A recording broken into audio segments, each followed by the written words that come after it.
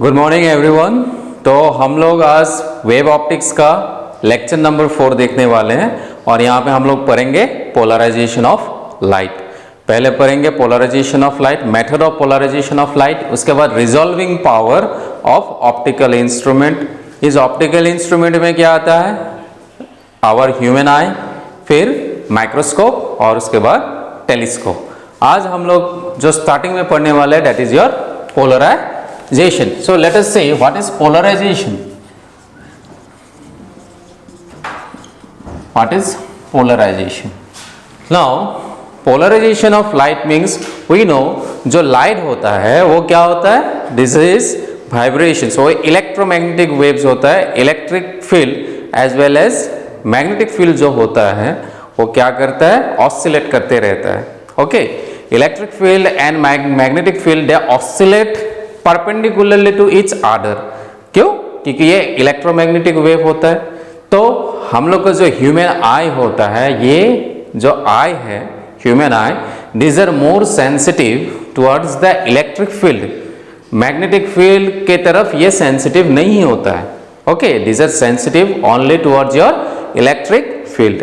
Now ये जो electric field vibrate करता है in this direction, in this direction, in this direction, तो हम लोग उसको क्या बोलेंगे? Unpolarize light. इसको मैं ग्राफिकली दिखाता हूं। So this are electric field, ये ऑसिलेट कर रहा है इस तरफ, ऐसा ऑसिलेट कर सकता है, ऐसे ऑसिलेट कर सकता है, ऐसे ऑसिलेट कर सकता है। सो लाइट जो होता है ये इलेक्ट्रिक फील्ड है, मैग्नेटिक फील्ड नहीं दिखाए हैं, ओनली इलेक्ट्रिक फील्ड दिखाए हैं, oscillating electric field, they are oscillating. Now this electric field को अगर हम लोग रेस्ट्रिक्ट करते हैं एक पार्टिकुलर प्लेन की तरफ, फॉर एग्जांपल इसके सामने suppose this is the axis, इसके सामने मैं क्या रख देता हूं? एक पोलराइजर रख देता हूं। This is known as your polarizer. This is a polarizer और ये इसका एक्सिस है। तो खाली कौन सा कंपोनेंट इसके थ्रू चला जाएगा? इसके थ्रू कौन सा कंपोनेंट पार हो जाएगा? Only the vertical axis. Suppose this is the axis and this is the polarizer. एक पोलराइजर है इस तरफ, इसको क्या बोलेंगे? पोलराइजर। तो ये इसका एक्सिस है।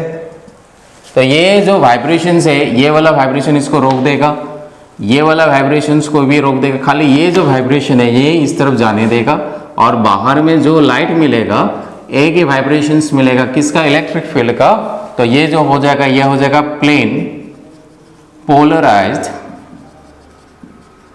लाइट। इसको क्यों प्लेन पोलराइज्ड लाइट बोलते हैं? क्योंकि एक ही प्लेन वाला लाइट जो रहेगा इस प्लेन में जो है, ये वाला प्लेन में जो वाइब्रेशंस हो रहा था वही वाला कंपोनेंट इस तरफ आ सकता है, बाकी सब रेस्ट्रिक्ट कर देगा।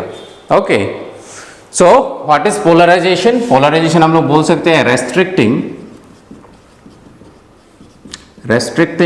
The vibrations of light, restricting the vibration of light in a particular, कौन सा लाइट? यहाँ पे इलेक्ट्रिक फील्ड के बारे में हम लोग बोल रहे हैं। Restricting the vibration of light, कौन सा लाइट का कौन सा पार्ट? इलेक्ट्रिक फील्ड वाला part. In a particular plane is called polarization. तो आप लोग को समझ में आ गया होगा पोलराइजेशन क्या है। इस लाइट को हम लोग बोलेंगे अनपोलराइज्ड लाइट। Unpolarised light. इस अनपोलराइज्ड लाइट को ड्रॉ करने के लिए हम लोग ये सिंबल भी यूज करते हैं। ये वाला आ गया एक कंपोनेंट इस तरफ और यहाँ पे एक डॉट। डॉट का मतलब ऐसा वाला वाइब्रेशंस, ये वाला डॉट दिखा रहा है और ये वाला कंपोनेंट ऐसा है। हम लोग इसको ऐसे ड्रॉ कर सकते हैं। इसको क्या बोलेंगे? Unpolarised light. ये दोनों का मीनिंग सेम है। इसको हम लोग ऐसे भी लिख सकते हैं, अनपोलराइज्ड लाइट है, फिर ये क्या किया? एक पोलराइजर के थ्रू घुस गया। After that what happen? ये जो है एक पोलराइजर है, ये क्या करेगा? रेस्ट्रिक्ट कर देगा वाइब्रेशंस को और एक ही प्लेन में इसको जाने के लिए देगा। तो वहां से जो लाइट मिलेगा that light will be known as your plane polarized light. Okay, next, how we can polarize light? Methods by which we can polarize light we are going to see now. So what are the methods? Methods of polarization. Light को कैसे polarise कर सकते हैं? Number 1, bye reflection. Bye reflection, reflection से भी हम लोग light को पोलराइज कर सकते हैं. हम लोग अभी देखेंगे कैसे कर सकते हैं. Now let us say this is one medium, this is another medium, so ray of light is coming in this way, or we can say wave front are coming in this way. So ये unpolarized light है, dot लगा दिया, ये लगा दिया, इसको क्या बोलेंगे? Unpolarize light. ये अनपोलराइज लाइट इस तरफ आ रहा है, इस तरफ आ रहा है, इस तरफ आ रहा है. ये एंगल को क्या बोलते हैं? Angle of incidence. Okay, so let us say this is angle of incidence theta. After refraction क्या हो जाएगा? ये बैंड हो जाएगा towards the normal, since this is rarer medium, this is denser medium. So refracted ray moves towards the normal, तो ये vibrate करके इस तरफ जाएगा और कुछ रे रिफ्लेक्ट होके चला जाएगा इस तरफ. जो रिफ्लेक्ट होके गया इसमें डॉट डॉट लगा देते हैं एक कंपोनेंट्स, और ये ऐसा है,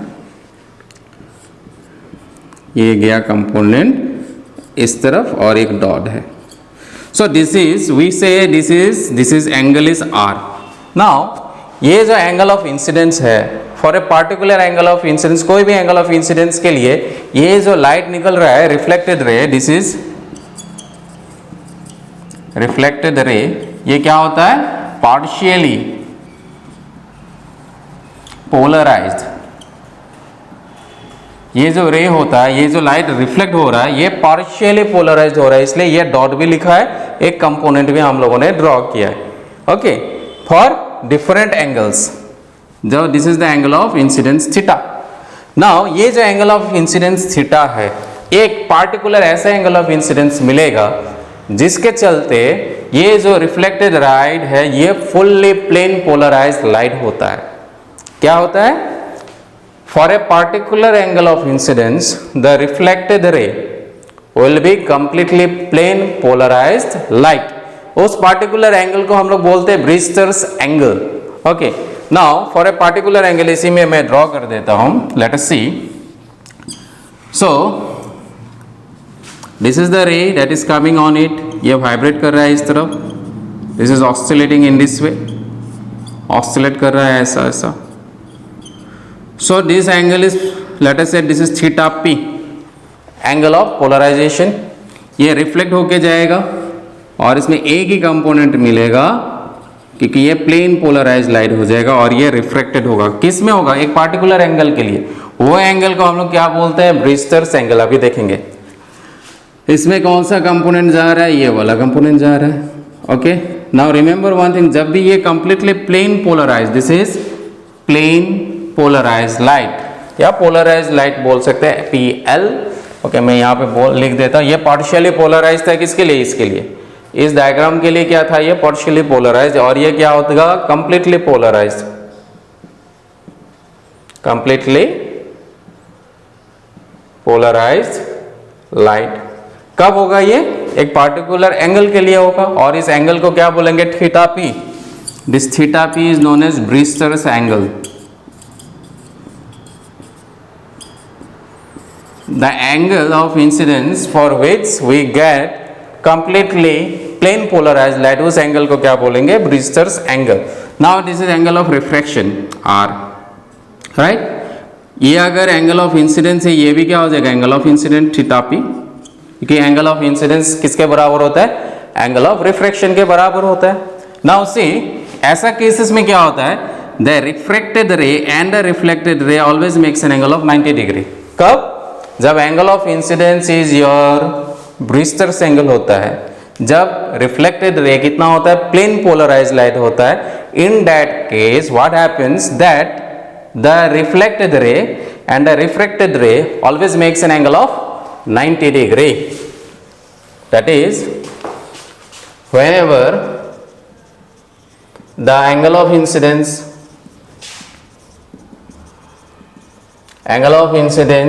is is your Brewster's angle, is Brewster's angle, then the angle between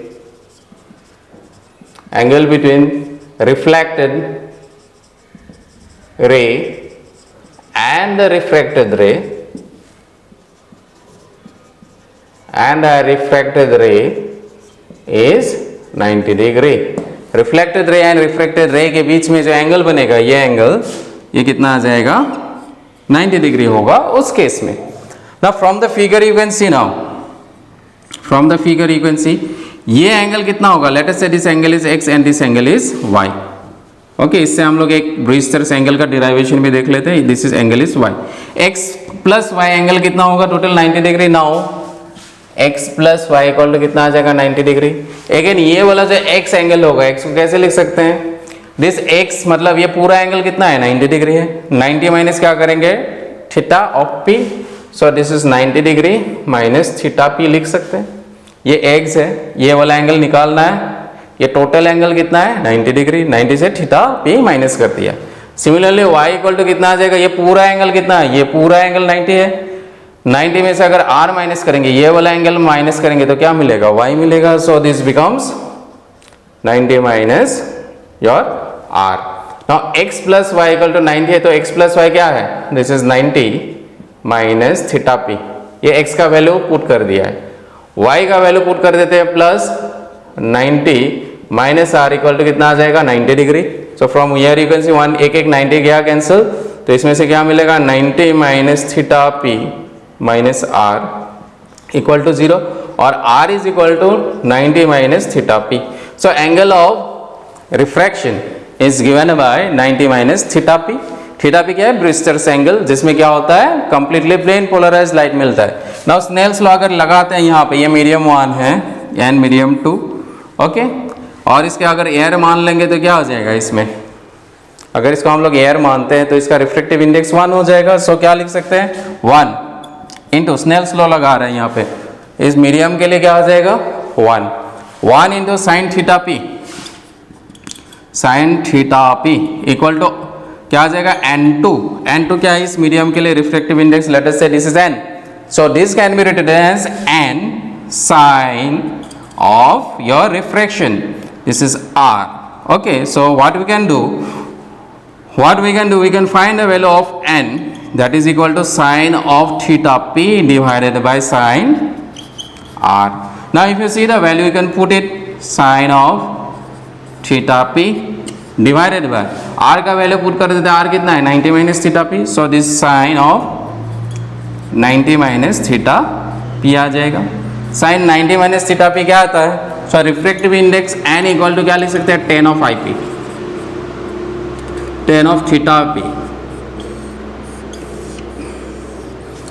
मतलब ये एंगल ऑफ इंसिडेंट, इसका मतलब क्या है,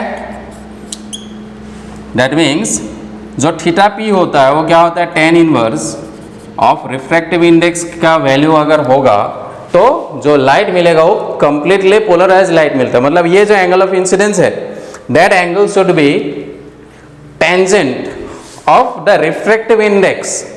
tangent of the refractive index अगर होता है तो जो रिफ्लेक्टेड रे होता है, that reflected ray will be your completely plane polarised light. So this is the second method, this is the first method of polarization of light. हम लोग कैसे पोलराइज कर सकते हैं, ये तो एक था, you can C this is also another way by which we can polarize light। so this is also is known as your Brewster's law। इस फॉर्मूला को हम लोग क्या बोलते हैं, Brewster's law भी बोलते हैं। एक साथ दोनों चीज हो गया, this is Brewster's law। Brewster's law के लिए फॉर्मूला याद रखना है, n is equal to theta of np। okay, next let us go to the next point by which we can polarize light। क्या आ गया, first one is by reflection। Next, second method will be by repetitive refraction of light we can polarize the light। next point we are going to see is your number 2, repetitive refraction। number 2, ये पहला method था by refraction,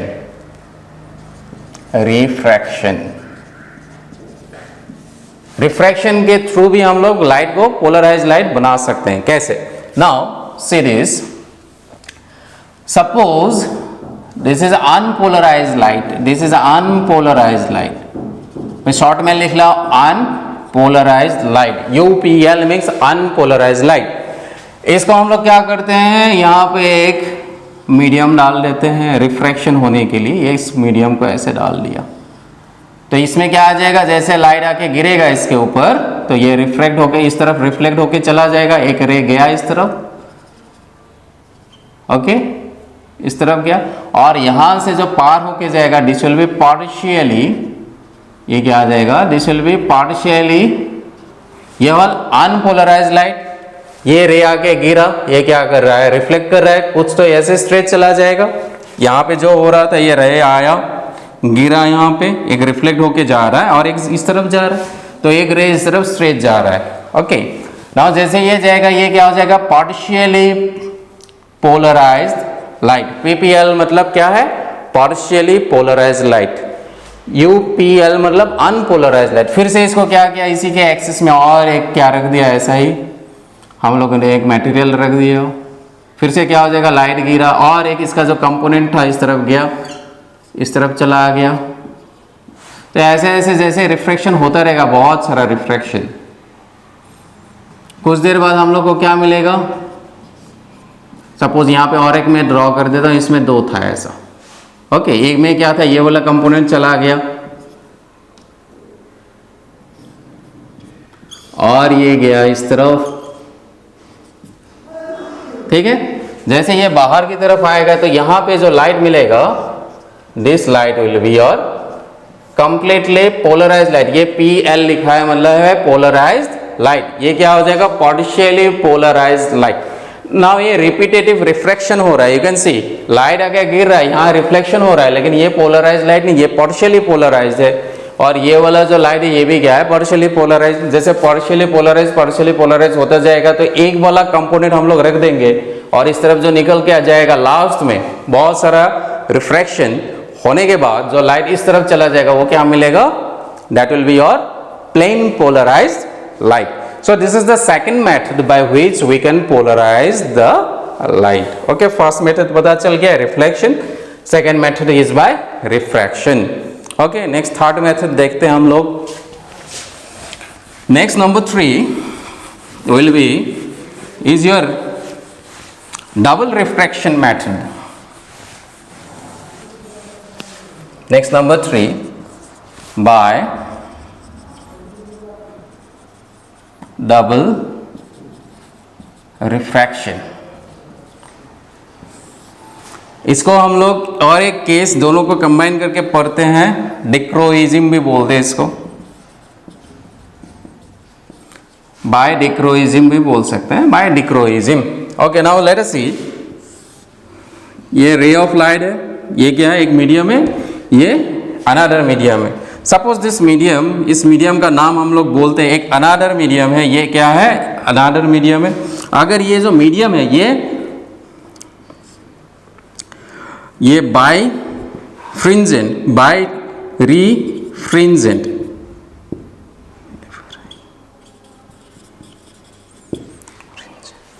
अगर ये जो medium है, light एक medium से दूसरा मीडियम आ रहा है, अगर ये मीडियम क्या होता है, it is your birefringent medium होता है या बाय रिफ्रिंजेंट मटेरियल होता है। Examples of birefringent materials are, जैसे कैल्साइट हो गया, कैल्साइट हो गया, नेक्स्ट टॉर्मेलिन हो गया। सो कैल्साइट हो गया, टॉर्मेलिन हो गया, क्वार्ट्ज हो गया। अगर ऐसा मटेरियल यूज करते हैं और उसमें लाइट आके गिर रहा है, हवा से आके इसमें गिर रहा है, इस मटेरियल्स को हम लोग क्या बोलते हैं, बाय रिफ्रिंजेंट मटेरियल। तो रे आया ऐसे, नाउ रे is coming in this way and these are unpolarized light, you can see these are unpolarized light. Now what will happen, what we see is that whenever it is incident on birefringent material, some of the rays will pass, will follow the law of refraction. कुछ रे जो होगा वो laws of refraction को follow करता है और कुछ रे जो होता है वो लॉ ऑफ रिफ्रैक्शन को फॉलो नहीं करता है, वो स्ट्रेट चला जाएगा ऐसे। स्ट्रेच जाएगा, सपोज ये कंपोनेंट गया इस तरफ, ओके, ये कंपोनेंट गया इस तरफ और यहाँ पे इस तरफ गया, इस तरफ गया। ये जो रे है, इस रे को हम लोग क्या बोलते हैं? ऑर्डिनरी रे, ऑर्डिनरी रे, इसको शॉर्ट में ओ रे बोलते हैं, ऑर्डिनरी रे। और ये जो लॉ ऑफ रिफ्रैक्शन को फॉलो नहीं कर रहा है, इस रे को क्या बोलेंगे? ई रे, ई रे। इसका मतलब क्या होता है? Extraordinary ray, this is known as extraordinary ray. Now you can see, ये जो रे होगा, अगर इसको हम लोग रेस्ट्रिक्ट कर देते हैं, किसी भी एक रे को रेस्ट्रिक्ट कर देते हैं, रेस्ट्रिक्शन कर सकते हैं, जब रेस्ट्रिक्ट कर देंगे, एक कंपोनेंट को रेस्ट्रिक्ट कर दिया, तो ये जो लाइट मिलेगा वो क्या हो जाएगा? कंप्लीटली प्लेन पोलराइज लाइट मिलता है। उस जब हम लोग एक ये हम लोग कहाँ करते हैं? निकोल्स प्रिज्म में करते हैं, वो बाय डिक्रोइज्म बोलते हैं। क्या होता है? ये दोनों कंपोनेंट मिला, एक तो क्या है? ऑर्डिनरी रे, एक क्या मिला? एक्स्ट्रा ऑर्डिनरी रे। इस ऑर्डिनरी रे और एक्स्ट्रा ऑर्डिनरी रे से अगर हम लोग किसी को सेपरेट कर देते हैं या किसी को एब्जॉर्ब करा लेते हैं, ठीक है, तो by that method also we can क्या कर सकते हैं? पोलराइज लाइट बना सकते हैं, तो उसको बोलेंगे बाय डिक्रोइज्म। अगर ये सिंपल में इसको क्या बोलेंगे? By double refraction. Now remember, E rays, that is extraordinary ray, doesn't follow the laws of refraction completely, whereas ये वाला जो रे है ordinary ray, this follows the laws of reflection। now इसी रे को अगर हम लोग एक प्रिज्म के थ्रू पार कराते हैं, okay, so this is the रे, दिस इज ऑब्जेक्ट है, इस ऑब्जेक्ट से रे गया ऐसे, तो इस तरफ जाएगा, कौन सा रे इस तरफ चला जाएगा? दिस इज योर, कौन सा बैंड नहीं होता है? दिस इज ई रे, एक्स्ट्रा ऑर्डिनरी रे। और ये क्या हो जाएगा? इस तरफ बैंड हो जाएगा, इस तरफ नॉर्मल आएगा, तो इस तरफ चला जाएगा ये रे। तो इसका जो इमेज बनेगा कहीं पे इस तरफ दिखाई देगा, एक इस तरफ इसका इमेज दिखाई देगा, राइट। नाउ इस प्रिज्म को अगर हम लोग ऐसे रोटेट करते हैं, घुमा देते, ये प्रिज्म ऐसा था, ये किस मटेरियल से बना होता है? बाय रिफ्रेंजेंट मटेरियल से बना हुआ है। अभी इसका दो इमेज बनेगा, अगर घुमा देंगे, इस प्रिज्म को घुमा देंगे, तो क्या हो जाएगा? ये जो ई रे वाला है या ये जो है एक फिक्स रहेगा और एक घूमता रहेगा, एक रे, ओके। जो ये सीधा वाला है वो फिक्स रहेगा और ये जो घूम गया उसके साइड में वो घूमता रहेगा उसका इमेज। कब? जब इस प्रिज्म को रोटेट कर देते हैं। क्वेश्चन पूछता है यहाँ से, अगर हम लोग एक बाय रिफ्रेजेंट मटेरियल के थ्रू, बाय रिफ्रेजेंट मटेरियल मतलब अगर बोल देगा कैल्साइड हो गया, टोरमिलिन हो गया या क्वार्ट्ज होगा, इस मटेरियल के थ्रू अगर लाइट को पार करा देते हैं और क्या करते हैं? इस मटेरियल को घुमा देते हैं और फिर हम लोग देखते हैं मटेरियल को, तो क्या दिखाई देगा कि एक का इमेज फिक्स रहेगा और दूसरा वाला इमेज क्या करता रहेगा? घूमता रहेगा। ये होता है, क्वेश्चन में पूछता है। This is by double refraction. और जैसे ये प्रिज्म आ गया, प्रिज्म क्या करेगा? एब्जॉर्ब कर लेगा। अगर ये एब्जॉर्ब कर लेता है तो बाय डिक्रोइज्म भी क्या होता है? पोलराइज लाइट मिलता है। तो बाय डिक्रोइज्म के लिए हम लोग निकोल्स प्रिज्म एक बार देख लेते हैं, निकोल्स प्रिज्म कैसा होता है, कैसे काम करता है और पोलराइज लाइट इसमें कैसे मिलता है। सो नेक्स्ट इज नंबर 3, इसको 4 भी बोल सकते हैं बाय, कौन सा? ये डिक्रोइज्म के लिए इसको बोल सकते हैं बाय, एक एग्जांपल है Nicol's prism. Plane polarize light हम लोग बना सकते हैं। जैसे एक ये मेरे पास एक प्रिज्म है और इसमें एक लेयर डाल देते हैं, इसको बोलते हैं, इस लेयर को बोलते हैं कैनेडा बेल्सम मटेरियल। इस मटेरियल को क्या बोलते हैं? कैनेडा बेल्सम। अगर इस मटेरियल को हम लोग कैनेडा बेल्सम एक लेयर डाल देते हैं दो प्रिज्म के साथ और यहाँ पे और एक प्रिज्म ले लेते हैं, इस प्रिज्म को हम लोग बोलते हैं निकोल्स प्रिज्म। ना डिक्रोइज्म क्या है अभी समझ में आ जाएगा, ठीक है, इसी से रिलेटेड है। यह डबल रिफ्रैक्शन के थ्रू हो रहा है यहाँ पे। अभी इस दोनों को निकलता जाएगा, अभी दोनों सेपरेट नहीं है। ऑलवेज रिमेंबर ये क्या है, ये रे तो सिंगल रे नहीं आता है, बीम ऑफ लाइट आता है। This is theoretical concept that we have to understand, that we cannot say that beam of light is coming and we cannot draw the diagram. But in practical, what happens? A beam of rays comes, and this ray will be intermixing, but they will travel in different type of direction. But we are not restricting it, and we cannot get the separate rays from this. So to get the separate rays, what we do? We take a Nichols prism. Suppose the rays of light is coming in this way, unpolarized light is coming in this way. ये एक unpolarized light है ये. These are unpolarized light. ये इस तरफ आ रहा है. This is unpolarized light. जैसे ये लाइट यहाँ पे आके गिरेगा तो हम लोग को अभी पता है क्या है, एक तो लॉ ऑफ रिफ्लेक्शन फॉलो करता है, एक लॉ ऑफ रिफ्लेक्शन फॉलो नहीं करता है. मटेरियल कैसा होना चाहिए? बाइफ्रिंजेंट मटेरियल होता है. निकोल्स प्रिज्म बाइफ्रिंजेंट बाय डिफ्रिंजेंट मटेरियल होता है. ना यहां से एक रे गया तो ये वाला कंपोनेंट इस तरफ चला जाएगा. ओके, ये इस तरफ चला जाएगा और यहां पे हम लोग को क्या मिलेगा? Plane polarised light, PL polarized light. और वेरेज यहां पे जो लाइट आके यहां गिरेगा, ये वाला कंपोनेंट आएगा इस तरफ. अगर इसका angle of incidence critical angle से ज्यादा है, suppose angle of incidence, this is the angle of incidence, अगर ये क्रिटिकल एंगल से, नाउ सी यहाँ पे क्या था, ये अनपोलराइज्ड लाइट आ रहा है. जिन अनपोलराइज्ड लाइट जैसे आएगा, निकोल्स प्रिज्म में क्या होता है कि जैसे अनपोलराइज्ड लाइट आया तो एक जो रे है यहाँ पे इंसिडेंट हो गया और एक रे, दोनों डिफरेंट, दोनों एक रे क्या हो जाएगा, जो स्ट्रेट जाएगा वो इसको क्या बोलते हैं हम लोग? ई रे बोलते हैं. जो लॉज ऑफ रिफ्लेक्शन को फॉलो नहीं करता है वो क्या करेगा? स्ट्रेट ऐसे चला जाएगा. जो लॉज ऑफ रिफ्लेक्शन को फॉलो या रिफ्रैक्शन को फॉलो करता है वो इस तरह बैंड हो गया. बैंड होने के बाद अगर एंगल ऑफ इंसिडेंस उसका क्रिटिकल एंगल से ज्यादा है, whenever the angle of incidence is greater than critical angle, then what happens? Then total internal reflection takes place and the light will come out in this direction. Okay, or what we can say, if we again put one material here, कौन सा material? ये Canada बेल्सम use करते हैं इस वाला part में. ये जो मटेरियल है वो क्या है? कैनेडा बेल्सम है. यहाँ पे भी हम लोग इसको रेस्ट्रिक्ट कर सकते हैं या इस रे को इस तरफ हम लोग रोक के रख सकते हैं. ओके, सो निकोल्स प्रिज्म में होता है. That is also known as your dichroism. Okay, इसी चीज को डिक्रोइज्म बोलते हैं. तो बाय निकोल्स प्रिज्म भी हम लोग क्या बना सकते हैं? यहाँ पे प्लेन पोलराइज्ड लाइट बना सकते हैं. ओके, तो पोलराइज्ड लाइट कैसे कैसे बना सकते हैं? These are all different types of matter. Next हम लोग देखते हैं by scattering of light. Polarized light can be made by scattering of light. Next is your scattering of light. Light कब स्कैटर होता है? व्हेनेवर, कब लाइट स्कैटर होता है? जब wavelength of the light particle is comparable to the size of the particle. जैसे एक particle है, इस पार्टिकल का अगर साइज जो है लाइट के वेवलेंथ का कंपेरेबल होता है, कंपेयर कर सकते हैं दोनों, इतना ही छोटा है, तो क्या होता है? स्कैटरिंग होता है. नाउ सपोज ये रे यहाँ पे अनपोलराइज्ड लाइट आ रहा है ऐसे, and it is made incident to fall on a particle. जैसे इस पार्टिकल के ऊपर गिरेगा तो ये क्या चला जाएगा?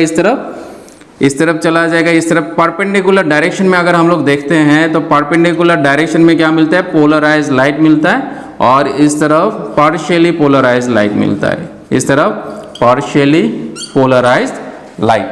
नाउ ये पार्टिकल जो है, this is the particle. Particle के परपेंडिकुलर डायरेक्शन में देखना है कि कोई ये अनपोलराइज्ड लाइट है, this is unpolarised light, this is coming in this way. तो यहाँ पे क्या हो रहा है? स्कैटरिंग हो रहा है. स्कैटरिंग के अगर 90 डिग्री के डायरेक्शन में हम देखते हैं तो उस डायरेक्शन में क्या मिलेगा? पोलराइज्ड लाइट मिलेगा. और स्ट्रेट जिस तरफ जाएगा उसमें क्या हो जाएगा? ये पार्शियली पोलराइज्ड लाइट मिलता है. So by this method also what we can do? We can find that polarized light. इस तरफ है polarized light, perpendicular direction में होना चाहिए. Okay, by this is the fifth method. Next हम लोग एक देखते हैं intensity of light या Malus law. कोई Malus law भी बोलते हैं इसको. So let us see what is Malus law. So these are the various methods by which we can find polarized light. Now what is Malus law? Is, see, suppose this is unpolarized light. एक unpolarized light है ये. This is unpolarized light.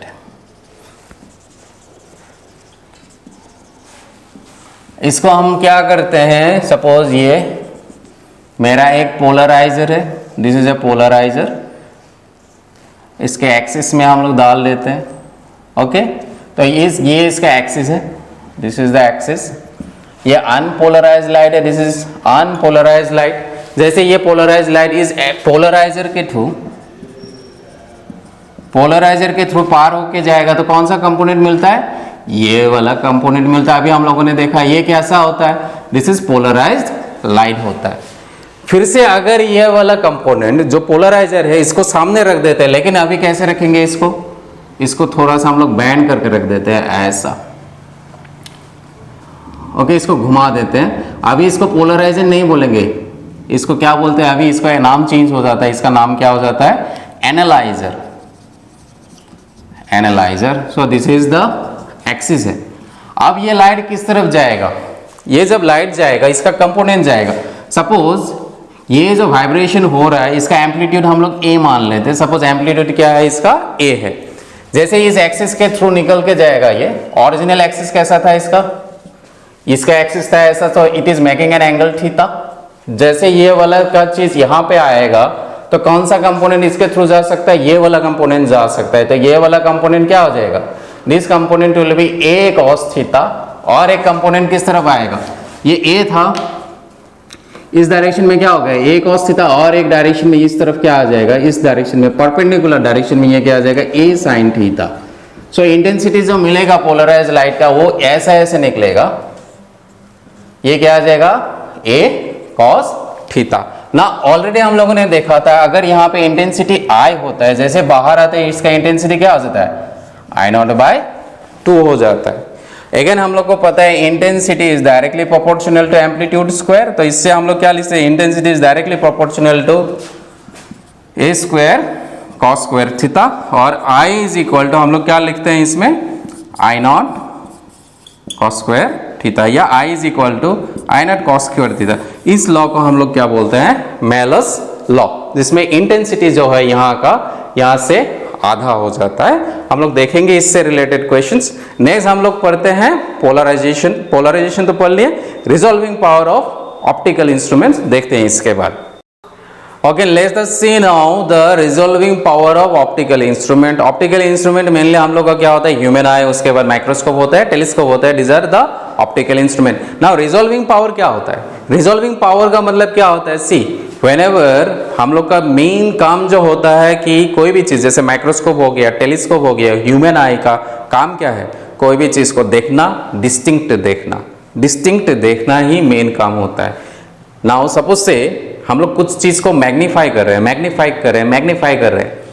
बड़ा करने से तो क्या होता है? जैसे हम लोग क्या कोई फोटो देखते हैं सपोज मोबाइल में, उसको बड़ा करते हैं, हम लोग एनालाइज करते हैं, जूम करते हैं। कुछ टाइम बाद क्या हो जाता है? वो फटना शुरू कर देता है और हम लोग को समझ में नहीं आता कि पिक्चर क्या है वो, सो फट जाता है, मतलब रिजोल्यूशन अच्छा नहीं है। ओके, इसलिए इसका नाम क्या है? Resolving power. नाउ सपोज एक बुक है मेरे पास, उसको मैं 25 सेंटीमीटर से देख रहा हूँ तो हर एक लेटर मुझे अच्छे से दिखाई देगा। वही सेम बुक अगर मैं थोड़ा दूर ले लेता हूँ, मैं 30 सेंटीमीटर, 30 भी नहीं, सपोज ज़्यादा ले लेता हूँ 100 सेंटीमीटर दूरी पे, तो आप लोगों को क्या दिखाई देगा? वहाँ पे ब्लैक लाइंस दिखाई देगा। वो लेटर्स आप लोग को समझ में नहीं आएगा कि वो लेटर क्या है। Okay, so the main function of this optical instrument is to show two different objects separate. दोनों चीज को सेपरेट दिखाना ही मेन काम होता है किसका? ऑप्टिकल इंस्ट्रूमेंट का। और इस ऑप्टिकल इंस्ट्रूमेंट में दो चीज को सेपरेट दिखा सकता है, इसी चीज को हम लोग क्या बोलते हैं? रिजॉल्विंग पावर बोलते हैं। आंख का भी होता है। तो पहला माइक्रोस्कोप के लिए हम लोगों ने देखा, ये माइक्रोस्कोप है। सपोज यहाँ पे क्या रखा गया? ये ऑब्जेक्ट है, दिस इज द ऑब्जेक्ट। इस ऑब्जेक्ट क्या है? यहाँ से रे जा रहा है और ये एंगल है, थीटा एंगल बना रहा है। को now what we see before defining resolving power, we should know what is limit of resolution. Limit of resolution of a microscope. Limit of resolution of a microscope is determined by the minimum distance between the two objects whose image in the microscope just seen separate. अभी जो बोला है, दो object है, जैसे यहाँ पे मैं 2 डॉट लगा रहा हूँ, दिख रहा है, ठीक है, मैं एकदम नजदीक ले जा रहा हूँ, यहाँ पे आप लोग को 2 डॉट दिखाई दे रहा है, यहाँ पे नहीं दिखाई देगा, एक के जैसा ही लगेगा, लेकिन मुझे दिखाई दे रहा है क्योंकि मैं बहुत नजदीक से इसको देख रहा हूं। तो कितना मिनिमम डिस्टेंस है जो उसको सेपरेट दिखा सकता है? That is known as your limit of resolution. Now ये जो लिमिट ऑफ रिजोल्यूशन है that is represented by d in case of your microscope. This is directly proportional to wavelength of the light. Light का wavelength के ऊपर directly proportional होता है and inversely proportional to 1 divided by 2 theta. Now this d is given by lambda. इन दोनों को अगर combine करते हैं, इसका मैथमेटिकल डिराइवेशंस नहीं है फॉर क्लास 12, ये लैम्डा बाय 2 साइन थीटा होता है. अगेन इसके अंदर में अगर हम लोग कुछ जैसे माइक्रोस्कोप होता है, माइक्रोस्कोप के अंदर हम लोग जो एयर मीडियम की जगह कुछ लिक्विड मीडियम डाल देते तो उसका रिफ्रैक्टिव इंडेक्स आ जाएगा, तो इसलिए इसमें n आ गया. n क्या है यहाँ पे? Refractive index. This is refractive index. Now resolving power. Resolving power मतलब क्या है? जितना छोटा चीज को जितना बड़ा दिखा पाएगा या सेपरेट दिखा पाएगा, जितना कम डिस्टेंस को सेपरेट दिखा पाएगा, रिजॉल्विंग पावर उतना ही ज्यादा होगा. मतलब if d is very less than resolving power will be very high. मतलब जितना यहाँ पे है दो ऑब्जेक्ट, इसको सेपरेट दिखा पा रहा है और नजदीक है, इसको सेपरेट दिखा पा रहा है एक इंस्ट्रूमेंट, किसका रिजॉल्विंग पावर ज्यादा बोलेंगे? जो ज्यादा नजदीक है उसको सेपरेट जोन कौन सा इंस्ट्रूमेंट ज्यादा दिखा पाएगा उसका रिजॉल्विंग पावर ज्यादा बोलेंगे. इसलिए क्या होता है? Resolving power is inversely proportional to या 1/d होता है. तो इसके लिए मेन फॉर्मूला आ जाएगा 2n sin theta by lambda. You have to remember this formula for your resolving power of microscope. Similarly for telescope, telescope में तो क्या हो जाएगा? Rays of light are coming, suppose this is source 1 and this is source 2 and it is making an angle of delta theta. Now ये जो resolving power होता है, यहाँ पे लिमिट ऑफ रिजोल्यूशन किसको बोलते हैं? d theta. d थीटा ये जितना सेपरेट दिखा पाएगा, जितना छोटा होगा d थीटा, उसको जितना सेपरेट दिखा पाएगा टेलीस्कोप, उसका रिजॉल्विंग पावर उतना ही ज्यादा होगा. दो ऑब्जेक्ट जो स्टार है दोनों क्लोज है, एंगल छोटा बनेगा, दोनों को अलग अलग दिखा पा रहा है, तो उसका रिजॉल्विंग पावर ज्यादा अच्छा होगा. ठीक है. सो ये d थीटा के इनवर्सली प्रोपोर्शनल होता है. That is given bye d divided by 1.22 lambda. Here d is nothing but the aperture. या d is the aperture. This is the aperture of the objective lens. ये जो objective lens है इसका aperture का value है, या यहाँ पे हम लोग डायमीटर भी बोल सकते हैं. This is the d. So this is resolving power is given by d divided by 1.22 lambda, where lambda is the wavelength of the light. Okay, so these are the two resolving powers. हम लोग के human आई के लिए भी resolving power होता है. से suppose ये हम लोग का आँख है, सपोज दिस इज आवर आई, ये हम लोग का रेटिना है. इसको डिफ्रैक्शन के टर्म्स में भी हम लोग पढ़ सकते हैं. सपोज यहाँ पे एक ऑब्जेक्ट है, ये एक ऑब्जेक्ट है, यहाँ पे एक ऑब्जेक्ट है ए बी. तो आँख को दोनों चीज सेपरेट कब दिखाई देता है? जैसे एक रे गया यहाँ गिरा, एक रे यहाँ से यहाँ जाके गिरा रेटिना में. जिस पॉइंट में गिरेगा यहाँ पे हम लोगों ने पढ़ा था डिफ्रैक्शन. डिफ्रैक्शन के चलते क्या आ जाएगा? यहाँ पे सेंट्रल मैक्सिमम बनता है और इस पोजीशन में फिर से क्या बनेगा? एक सेंट्रल मैक्सिमम बनेगा. Now you can see this central maximum दोनों क्या है? सेपरेट है. दोनों क्या है? सेपरेट है. मतलब इन दोनों ऑब्जेक्ट्स के बीच का जो डिस्टेंस था d, तो हम लोग को आँख, दिस इज द रेटिना, आँख में ऐसा ऐसा डिफ्रैक्शन पैटर्न बन रहा है. तो ये दोनों अलग अलग है, दोनों ओवरलैप नहीं हो रहा है, तो ये ऑब्जेक्ट भी हम लोग को सेपरेट सेपरेट दिखाई देगा. सेम चीज अगर हो रहा है, दिस इज आवर प्यूपिल, ये वाला पार्ट क्या है? प्यूपिल. सेम चीज है. सपोज नाउ यहाँ पे ऑब्जेक्ट है, ये है और ये है, this is A, this is B. इन दोनों के बीच में डिस्टेंस कितना है? फिर से d डिस्टेंस है. ये रे गया ऐसे, एक रे गया ऐसे, एक रे गया है यहाँ पे, एक रे गया यहाँ पे. तो इसका जो सेंट्रल मैक्सिमम बनेगा ऐसा. इसके लिए सेंट्रल मैक्सिमम कैसा बनेगा? यहाँ से गया यहाँ पे बनेगा central maximum. Now you can सी दोनों सेंट्रल मैक्सिमम जो डिफ्रैक्शन के लिए बन रहा है वो दोनों ओवरलैप हो रहा है. तो ये दोनों ऑब्जेक्ट हम लोग को दो दिखाई नहीं देगा, लेकिन समझ में आएगा कि ये दोनों सेपरेट है. जब पूरा कंप्लीटली ओवरलैप करते हैं तो समझ में ही नहीं आता है कि दो ऑब्जेक्ट है अलग ऑब्जेक्ट. जो हम लोगों ने लेटर के बारे में बोला था, बुक के बारे में बोला था, बुक का अगर 25 सेंटीमीटर में रखेंगे तो क्या होगा? Letters will see it clearly and we can understand it. This the same thing. Okay, when the book is kept away, the diffraction pattern that is becoming, or what we can say, the central maximum that is becoming here, they are overlapping with each other. Okay, whenever they overlap, we cannot see the things to be different. It will appear to us to be the same thing. Okay, so in these cases, what we can do? We can resolve the power. So हम लोग का capacity होता है human आई, तो इसको क्या करेंगे? नज़दीक लेके जाएंगे तो डी का डिस्टेंस क्या हो गया, बढ़ गया। तो हम लोग के पास कुछ लिमिट है यू एन आई के लिए, तो उतना लिमिट में ही वो दो चीज़ को सेपरेट देख सकता है। उसके बाद क्या होता है, उसको एक जैसा दिखाई देता है। तो ये इंस्ट्रूमेंट के केसेस में होता है, ये ह्यूमन आई के केसेस में है सेम थिंग। ओके, तो पूरा यहाँ पे हम लोग का पूरा पार्ट खत्म हो चुका है। ओके, और एक पार्ट है हम लोग का, that is known as your Fresnel's distance. Fresnel's distance, Fresnel's distance क्या होता है, let us see. Fresnel's distance. What is Fresnel's distance? Fresnel's distance is that distance up to which ray optics is valid.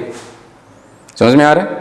रे जो होता है वो band करने लगता है आफ्टर ए पार्टिकुलर डिस्टेंस, एक कुछ पार्टिकुलर डिस्टेंस के बाद ये वो बैंड करना शुरू कर, जिस पोजीशन तक हम लोग रे ऑप्टिक्स का लॉ लगा सकते हैं उस डिस्टेंस को क्या बोलते हैं, Fresnel's distance. This is given by Z P, ये डिस्टेंस होता है Z P, and this is given by A square by lambda, A square by lambda. A क्या था, डिफ्रैक्शन में पढ़ा था, ये स्लिट था, यहाँ सोर्सेज होता है, ये ए है, ये बी है, ये क्या है, ओपनिंग है। ये यहाँ पे क्या बनता है, डार्क बन भी सकता है, और यहाँ पे क्या बनता है, सेंट्रल मैक्सिमम बनता है, ऐसा ऐसा। ये पी पॉइंट था, ये जो ओपनिंग होता है ये ह्यूमन आई के लिए ओपनिंग हो जाएगा, तो ये क्या हो जाएगा, यहाँ पे ए भी बोल सकते हैं। सो उसके लिए ये वाला फॉर्मूला आता है ए। स्लिट का ओपनिंग कितना है, ह्यूमन आई के लिए डी भी लगा सकते हैं हम लोग, यहाँ पे डी लिखा है, ए की जगह क्या लिख सकते हैं, यहाँ पे डी लिखा है, तो यहाँ पे क्या लगा सकते हैं, D square by lambda. So this is Fresnel's distance, the distance up to which ray optics is valid. Okay, now let us solve some questions. Let us see questions. Open your book, resolving power and your polarization से अभी questions देखते हैं। Just open your book और हम लोग इसका questions solve करते हैं। What is given? Okay, open your book। हम लोग देखते हैं, उस दिन जो छोड़ दिए थे कुछ questions, बिकॉज हम लोगों ने ये टॉपिक नहीं पढ़ा था रिजॉल्विंग पावर का, वो वाला क्वेश्चंस, एक दो क्वेश्चंस हम लोग देखते हैं और let us try to solve it. Open level 1, open level 1 में question number 43, level 1, question number 43। What is given in question number 43? Let us see. Electron microscope has more resolving power than optical instrument. Electron microscope, अभी resolving power देखा था। Electron microscope के लिए क्या होता है, 2n sin theta by lambda होता है, राइट। नाउ ये जो लैम्डा है इलेक्ट्रॉन माइक्रोस्कोप के लिए वेवलेंथ जो होता है और लाइट का जो वेवलेंथ होता है, दोनों में कौन सा वेवलेंथ कम होता है? लाइट का तो वेरी करता है 400 नैनोमीटर से 750 नैनोमीटर, और ये जो इलेक्ट्रॉन के लिए वेवलेंथ होता है ये बहुत ही छोटा होता है, इससे भी छोटा होता है इलेक्ट्रॉन माइक्रोस्कोप के लिए। तो अगर ये छोटा हो जाएगा ऑब्वियसली रिजॉल्विंग पावर क्या हो जाएगा, बड़ा हो जाएगा, क्योंकि जब भी इलेक्ट्रॉन माइक्रोस्कोप यूज करते हैं उसका वेवलेंथ यहाँ इससे भी बहुत छोटा होता है, बीम ऑफ लाइट। अगर ये छोटा हो जाएगा तो रिजॉल्विंग पावर क्या हो जाएगा, बड़ा हो जाएगा, राइट। सो नेक्स्ट रीजन क्या बोला है, we can control the energy of electron. Reason is given, we can control the energy of electron. Yes, we can control the energy of electron, but this has nothing to do with this formula. Electron के energy को control कर सकते हैं लेकिन इसको इसके साथ कुछ लेना देना नहीं है। तो ऑप्शंस कौन सा आ जाएगा? ऑप्शन ए क्या दिया है, both assertion and reason are true and reason is the correct explanation of the assertion। गलत है, ये करेक्ट एक्सप्लेनेशन नहीं है। Option A will be the wrong answer. Next, both assertion and reason are true but reason is not the correct explanation of assertion, so this will be the correct answer, that is option B. Option B will be the correct answer for question number 43. next और कहाँ दिया हुआ है, question number 47 resolving power. बाकी तो कर लिया था हम लोगों ने फ्रॉम रिजॉल्विंग पावर से। Question number 47, which of the following is true for minimum angular separation of two stars मतलब minimum angle of separation of two उस तरह से कहाँ देखेंगे, टेलीस्कोप से देखेंगे। टेलीस्कोप का ये ऑब्जेक्टिव है, ये सोर्स, ये पहला स्टार है, ये कितना है, सेकंड स्टार है। दोनों के बीच में ये डेल्टा थीटा हम लोग ड्रॉ करते थे। Okay, which of the following is true for the minimum angular separation of the two star. यहाँ पे डेल्टा मिनिमम लिखा है, डेल्टा मिनिमम कौन है, डी थीटा के जगह क्या दे दिया है क्वेश्चन में, डेल्टा मिनिमम बोल दिया है। So what should be the value of this delta minimum that can be resolve by an telescope. So resolving power के लिए फॉर्मूला क्या था, resolving power is equal to 1 by d theta, this is equal to d divided by 1.22 lambda, ये था formula. तो यहाँ पे हम लोग को क्या पूछा है क्वेश्चन में, now see if the following apparatus of the diameter of the objective, okay, in the following d is the diameter, ये तो बताया था मैंने, ये क्या है, ये डायमीटर होता है, ये डायमीटर है। नाउ ये सी, ये अगर मिनिमम होना तो हम लोग को क्या होना चाहिए, ये कम होने से क्या हो जाएगा, ये वाला वैल्यू क्या हो जाएगा, बढ़ जाएगा। तो अगर ये कम हो जाएगा रिजॉल्विंग पावर क्या हो जाएगा, ये डिक्रीज हो रहा है क्योंकि ये मिनिमम बोला है, ये कम होने से रिजॉल्विंग पावर क्या होता है, बढ़ जाता है। तो ऑप्शन कौन सा आएगा इसमें, see it decreases with increase in aperture. Okay, aperture अगर इंक्रीज करेगा, ये एपर्चर, नाउ सी ये अगर डी इंक्रीज करेगा, ये डी थीटा क्या करेगा, डिक्रीज करेगा, क्योंकि इनवर्सली प्रोपोर्शनल है ये, you can see here D क्या है, एपर्चर है, ये इंक्रीज करने से ये क्या करेगा, डिक्रीज करेगा। तो ऑप्शन कहाँ दिया हुआ है, option number A, you can see it decreases with the increase in aperture of the telescope. मतलब ये जो डी थीटा है, यहाँ पे डी थीटा की जगह क्या बोल दिया है, डेल्टा थीटा मिनिमम। जैसे ये इंक्रीज करेगा अपर्चर, ये वाला वैल्यू क्या करेगा, डिक्रीज करेगा। तो option A is the correct answer. So A will be the correct answer for question number 47। Simple question था ये। Okay, next let us see question number 50। Come to question number 50 में क्या दिया हुआ है, क्वेश्चन पढ़ लीजिए क्या दिया हुआ है। For what distance is ray optics a good approximation when the apparatus is 4 millimetre wide and the wavelength is 500 nanometre. जो जो दिया हुआ है लिख लेते हैं। क्या बोला गया है, रे ऑप्टिक्स कहाँ तक वैल्यू गया है, जब एपरेटस कितना दिया हुआ है, एपर्चर कितना दिया हुआ है, ए का वैल्यू दिया हुआ है 4 millimetre and the wavelength is given to be equal to 500 nanometre. ना हम लोग को पता है कब तक वैलिड होता है, this is given by Fresnel's distance, this is given by Fresnel's distance, और Fresnel's distance z is given by a square by lambda था। तो a कितना है, 4 × 10⁻³ इसका क्या करेंगे, स्क्वायर करेंगे, डिवाइडेड बाय लैम्डा कितना है 500 × 10⁻⁹। तो इसको सिंप्लीफाई करते हैं, आंसर आ जाएगा कितना आता है, let us see, this is 16 × 10⁶, this is 5 × 10⁻⁷। So 16/5 और इस तरफ आ जाएगा 10, अच्छा ये इस तरफ 10 जाएगा, 160/5, 5 से 3 times 15, carrying on 5 2 10, so 32 metre. 32 metre कहाँ दिया हुआ है, option A. So simple question था। सो क्वेश्चन नंबर 50 के लिए ऑप्शन क्या आ जाएगा, option A will be the correct answer for question number. ये फ्रेस्नेल रेजिस्टेंस है, क्वेश्चन में क्या मेंशन कर दिया, ये एपर्चर दे दिया है, वेवलेंथ बोल दिया है, पूछा क्या है कि कितना डिस्टेंस तक रे ऑप्टिक्स वैलिड है। तो कितना डिस्टेंस तक रे ऑप्टिक्स वैलिड है, 32 मीटर। 32 मीटर से ज़्यादा हो जाएगा तो क्या हो जाएगा, रे ऑप्टिक्स वैलिड नहीं होगा, उस समय क्या हो जाएगा, वेव ऑप्टिक्स का फॉर्मूला लगाना पड़ेगा। Okay, late us see question number 56।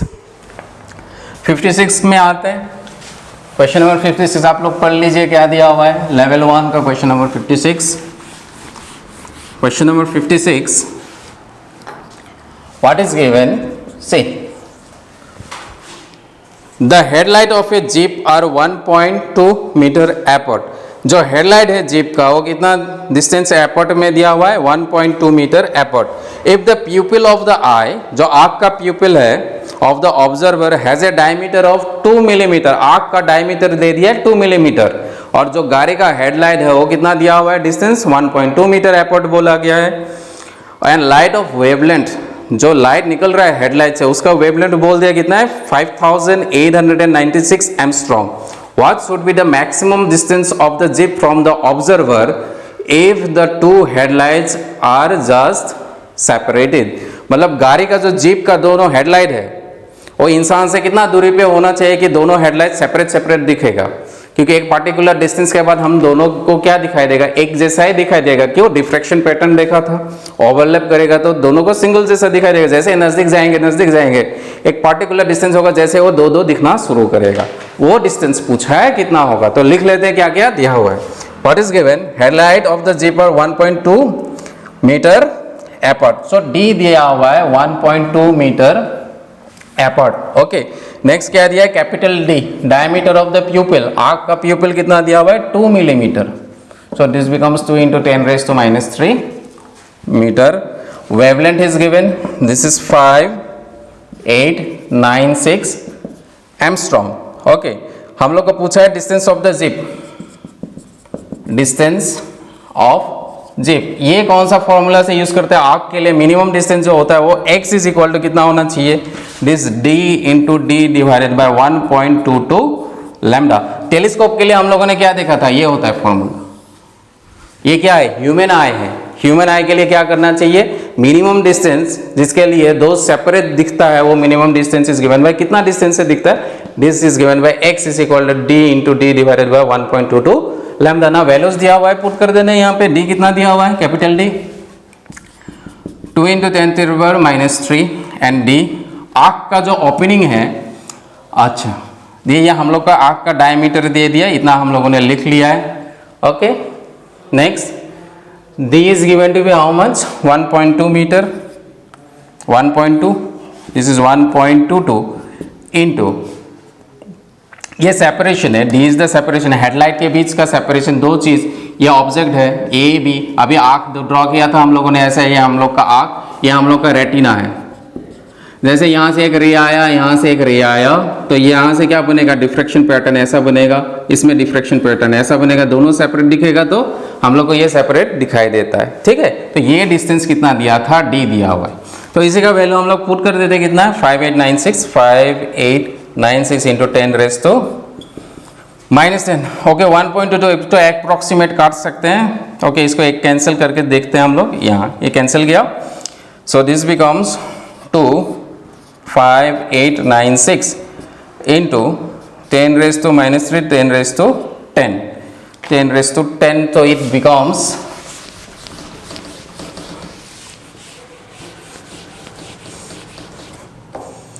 So this becomes x is equal to कितना आ जाएगा, 5896 इंटू 10⁻, दिस इज 7 आ जाएगा।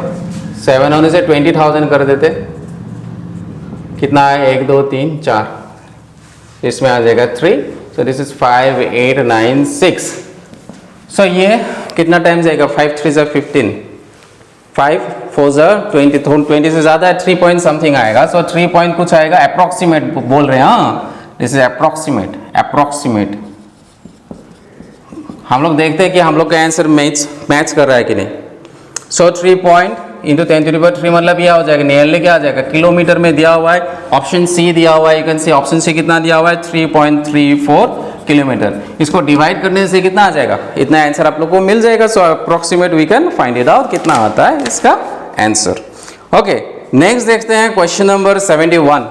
ये तो कौन सा पार्ट का हो गया हम लोगों का, पोलराइजेशन से नहीं किया, ये पार्ट कौन सा था, your resolving power and Fresnel's distance से रिलेटेड क्वेश्चन है। Next come let us see questions from your polarization part. इसको मिटा देता हूं।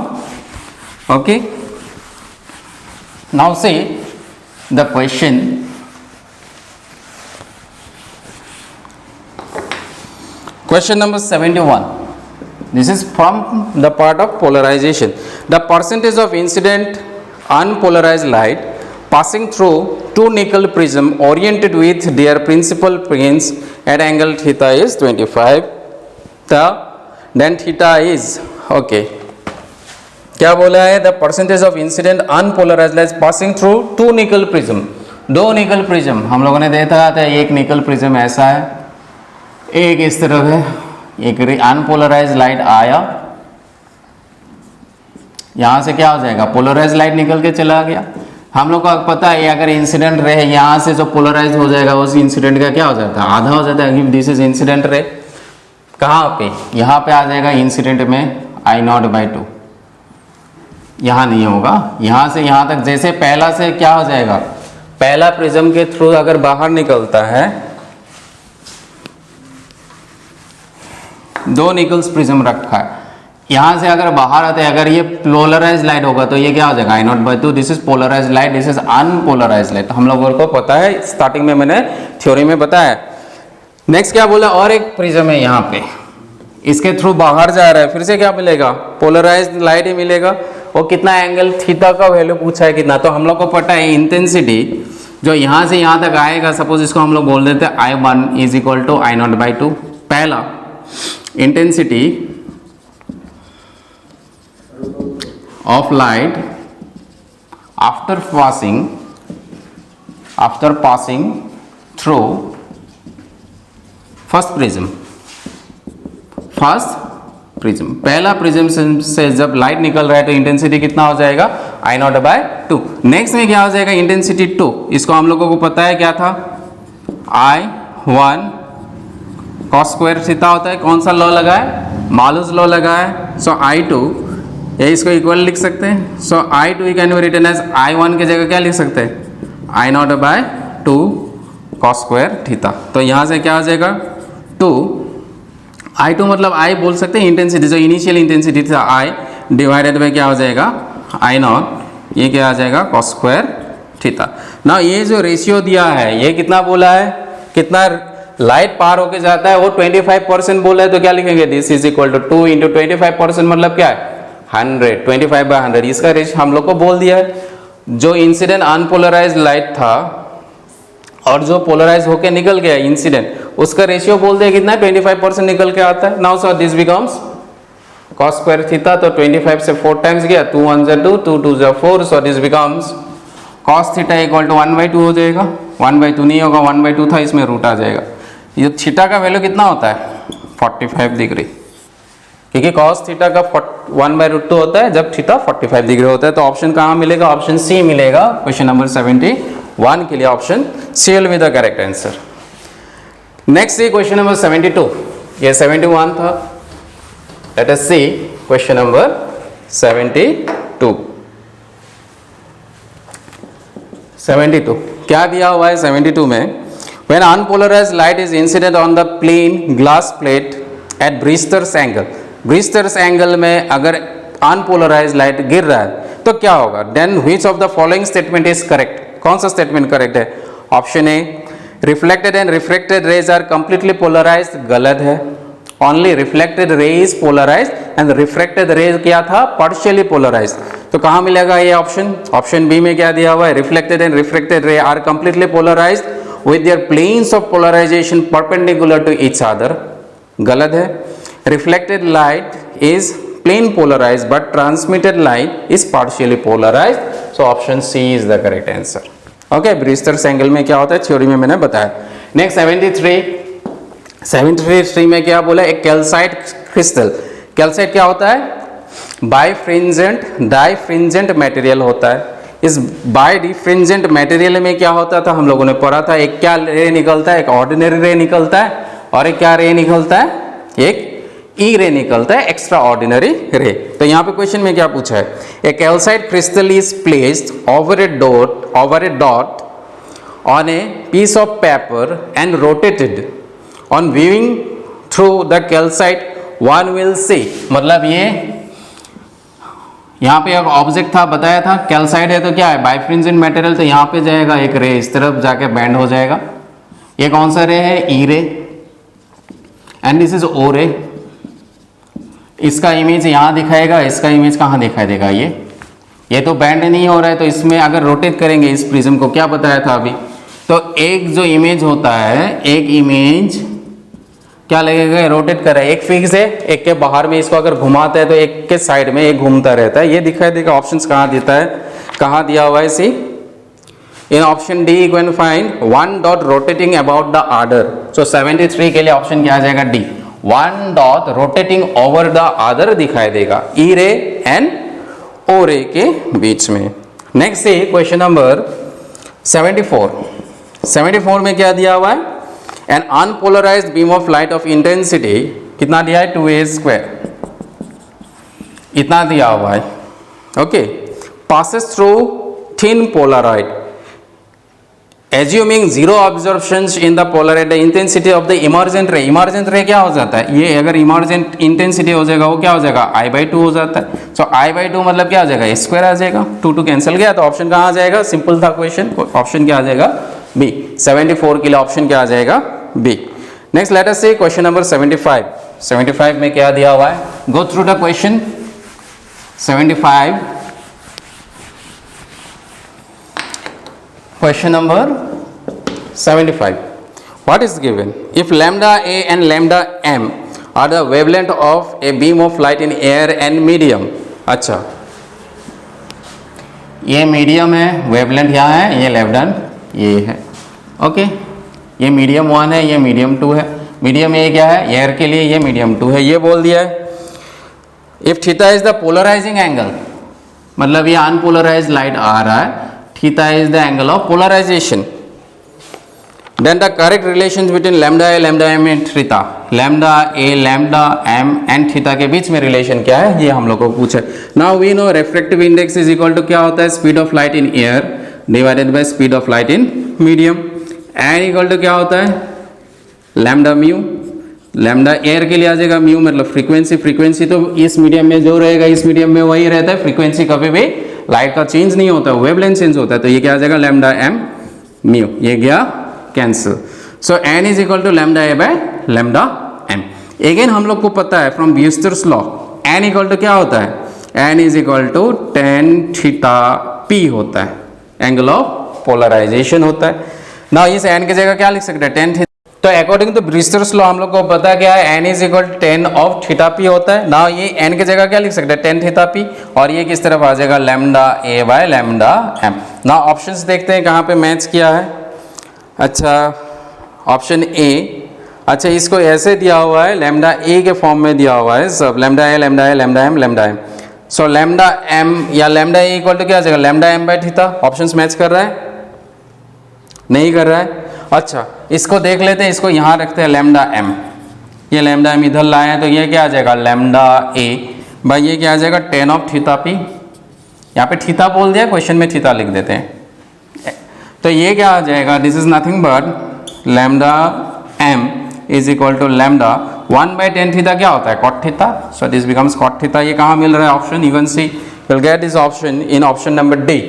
सो क्वेश्चन नंबर 75 के लिए ऑप्शन क्या आ जाएगा? Option number D will be the correct answer for question number 75. Okay.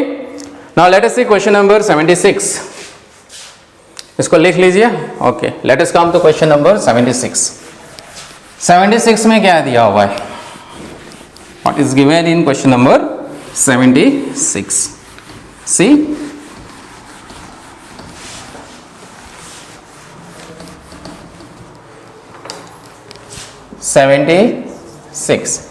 What is said in question number? The ordinary light incident on a glass slab. Ordinary light का मतलब क्या है? Okay, मतलब unpolarized light बोला है। Is ordinary light incident on glass slab at an polarizing angle. Angle of incidence कितना बोल दिया है? Brewster's angle बोल दिया है। Suffers a deviation of 22 degree. Now deviation क्या है? The value of the angle of refraction of the value of refraction पूछा, मतलब ये हम लोग का इंसिडेंट रे, ये रिफ्रैक्टेड रे, ये आया रे, ये कौन सा एंगल में इंसिडेंट है? Plane polarised light. Okay, this is theta P. तो ये क्या हो जाएगा? बैंड हो जाएगा इस तरफ। सो ये पार्शियली इस तरफ जाएगा। दिस एंगल कितना आ जाएगा? थीटा। नाउ डेविएशन बोला है, डेविएशन मतलब इसको स्ट्रेट जाना था ऐसे, इसको जाना था कैसे? ऐसे, लेकिन घूम गया कैसे? ऐसे। This is angle of refraction. Okay, so ये एंगल क्या हो जाएगा? ये हम लोग को ये बोल दिया है एंगल ऑफ डेविएशन डेल्टा। ये कितना दिया हुआ है? 22 डिग्री। ओके, ये डेल्टा एंगल है, जाना था इस तरफ, चला गया इस तरफ। सो ये एंगल दे दिया कितना है? 22 डिग्री। क्वेश्चन में क्या पूछा है? The value of angle of refraction is R कितना होगा वो पूछा, what is the value of R. Now from the figure what we can see it is delta जो है ये पूरा एंगल क्या हो जाता है, थीटा के बराबर हो जाता है डेल्टा। सो थीटा पी, इसको थीटा बोल देते हैं अभी फिलहाल, थीटा माइनस आर करेंगे, ये पूरा एंगल थीटा है, थीटा से आर माइनस करेंगे तो क्या मिलेगा, डेल्टा मिलेगा। So theta minus R, okay.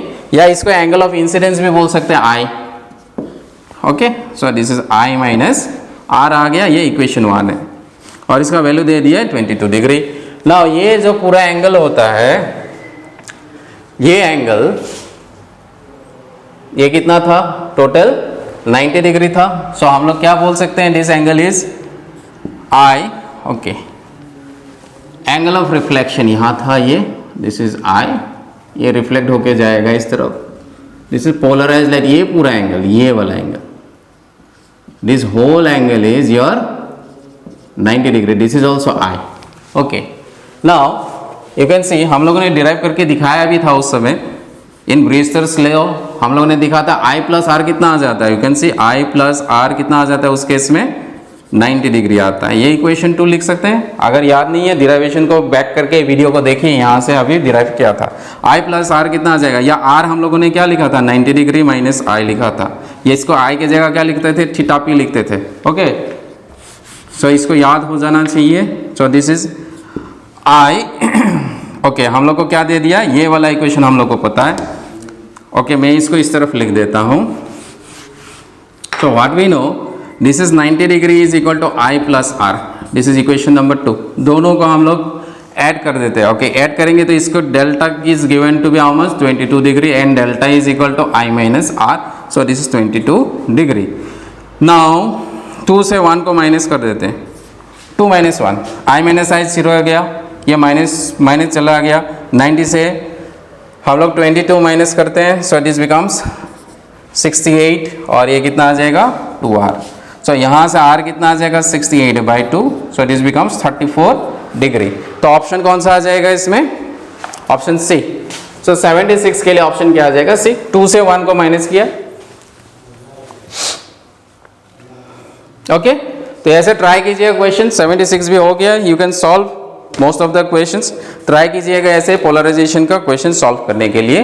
So with this we end up wind up this chapter, that is your wave optics. कुछ भी डाउट है, कुछ भी चीज रहेगा, यू कैन आस्क मी, आपके पास तो नंबर है ही मेरा phone number, you can ask me, okay. Thank you.